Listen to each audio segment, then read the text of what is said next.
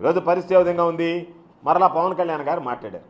ఆయన సుగాలి ప్రీతి కేసుల గురించి మాట్లాడారు. సుగాలి ప్రీతి కేసు ఎప్పుడు జరిగింది, ఏ సంవత్సరంలో జరిగింది, ఎవరి పరిపాలనలో జరిగింది, 2017లో ఎవరు ముఖ్యమంత్రిగా ఉన్నారు అంటే మీరు ఏదో మాట్లాడేసి వెళ్ళిపోవాలా ఈ ప్రభుత్వం మీద అనేటువంటి తప్ప మీకు స్పష్టత ఉందా? మైనర్ బాలిక మీద హత్య జరిగిందని, మైనర్ బాలిక మీద కర్నూలు జిల్లా మచ్చుమరిలో ఎప్పుడు జరిగింది? మీ ప్రభుత్వం వచ్చిన తర్వాత జరిగిందా, అంతకుముందు జరిగిందా? ప్రీతి సుగాలి కేసు 2017లో ఏ ప్రభుత్వం అధికారంలో ఉంది? ఆ రోజు పవన్ కళ్యాణ్ గారు మద్దతు ఇచ్చినటువంటి చంద్రబాబు నాయుడు ప్రభుత్వమే 2019 దాకా అధికారంలో ఉన్నది. కాబట్టి ఈ విధంగా జరిగిపోతున్నాయి అన్యాయాలని చెప్పి మాట్లాడితే మీ ప్రభుత్వం గురించి మీరు విమర్శించుకోవాలంటే విమర్శించుకోండి. మీరు విమర్శిస్తున్నది మాత్రం మీ ప్రభుత్వాన్ని, పేరు మాత్రం జగన్మోహన్ రెడ్డి గారి పేరు, అంతే కదా? ఆ రోజు ఏ ప్రభుత్వం ఉందో ఆ ప్రభుత్వం జరిగేటువంటి సంఘటనలు విమర్శించడం అంటే మీ ప్రభుత్వాన్ని మీరే విమర్శించుకుంటున్నారు.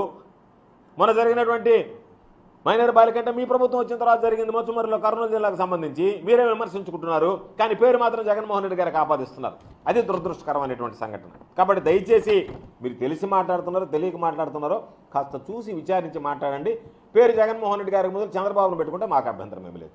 ఎందుకంటే ఆయన ప్రభుత్వంలోనే జరిగింది, నిజాలు చెప్పావు. కానీ ఆ దాన్ని జగన్మోహన్ రెడ్డి గారికి అంటకట్టకుండా చంద్రబాబు నాయుడు అని మాట్లాడితే అది కరెక్ట్గా ప్రజలకు కూడా స్పష్టత ఉండేది, నేను కరెక్ట్గా మాట్లాడేటనేటువంటి భావం ఉండేది.